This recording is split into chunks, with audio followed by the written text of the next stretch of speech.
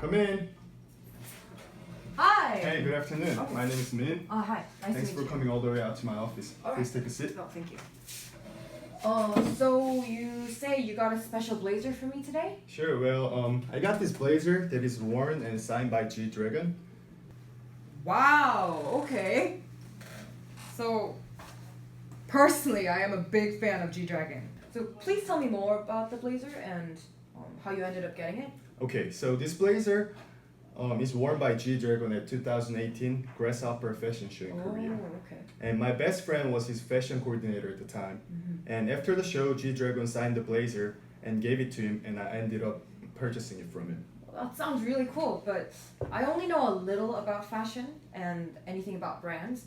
So could you explain more about the brand and the blazer itself? Sure. So Grasshopper has become enormously famous since the foundation, and it is now one of the most trusted and loved suit brand in Korea. It is famous for using Italy's leading luxurious fabric, Genia, and every clothes produced in Grasshoppers are tailor-made. On top of that, they only produced 10 pieces of the blazer, and every single one of them was sold out in less than 5 minutes after the show. Very interesting. Is there any sort of product warranty certificate which can distinguish whether it's an actual one and not a copy? It's not like I don't trust you, but I just want to make sure it's real. I understand. So in order to make sure that it's the one worn by G-Dragon at the show, I brought my old coworker who is also a very famous fashion designer and was the general director of the fashion show. Okay. Come in. Welcome. Hello. Hi. How's it going? Danny. Hey, here we have Jin, and Jin, this is Okay. Danny. Nice Hi. to meet you.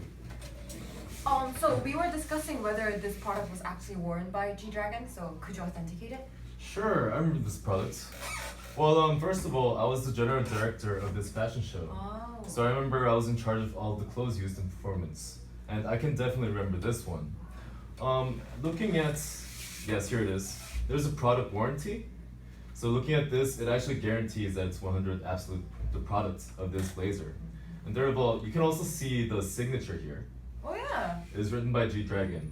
I can tell you that this is real because I was there when it was given to the coordinator. That's nice. Therefore, I can tell you that this really is the product blazer that G-Dragon wore at the fashion show. Wow. Okay. If that's the case, that's a really huge leap. So thank you. Great. Okay, thank you so much for coming out, Danny. You're welcome. Thank you. See you later. Take care. Bye. Bye. So now that we know it's real, how much do you want for it? Well, this is one of my highlights of collection, and I wouldn't sell it for less than $5,000. That's a lot of money for a blazer. Well, I've been offered clothes in several thousands of dollars before, but I've never really considered them until now. How about 3,000? Well, no, thank you for your offer, but it's really a major piece of my collection. What about 3,500? Well, since we're friends and you came all the way out to my office, Jin, the absolute best price I can do is $4,000. Okay, so are you firm with that? Yes, absolutely firm with that. Well, I guess that's the deal then. Well, I'm glad we are able to reach agreement. Let's close the deal. Alright, sounds great. So let's get some paperwork done. Sure.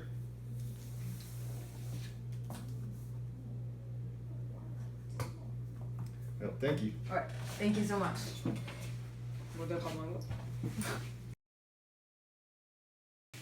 Hello class, did you enjoy the video?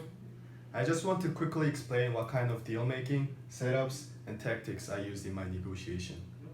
First, for deal making, first thing to do was setting the range. I set high target amount for my product at first so I can start negotiating in higher price. Also, I set the bottom line value of my product so that I will instantly know when to compromise or when to walk away.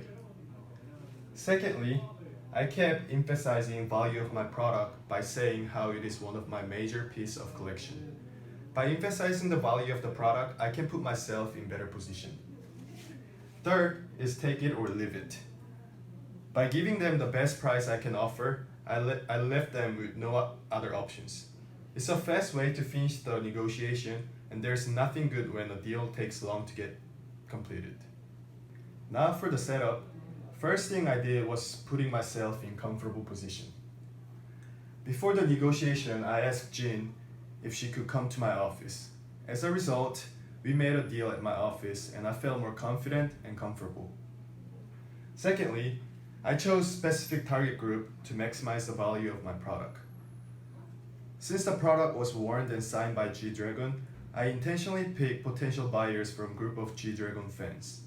As witnessed, my buyer Jin was a huge fan of G-Dragon, and I knew that fact before she even came in. And I could certainly take advantage of it. Lastly, I took research on my product and knew every details about it. By doing so, I was able to control the facts in negotiation. Finally, for tactics, I try to control my emotions, calm and relax throughout the negotiation.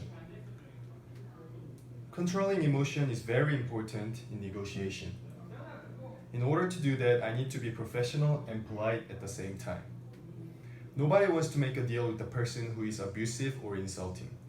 Therefore, it's always good to control your emotions. Secondly, I provided buyers with my own expert. It's like having a teammate on my side when negotiating. Also, preparing my own expert who is very professional and trustworthy can put me in better position. My arguments become more confident and trustworthy. Well, these are the deal making, setups, and tactics I used in my negotiation, and thank you for listening.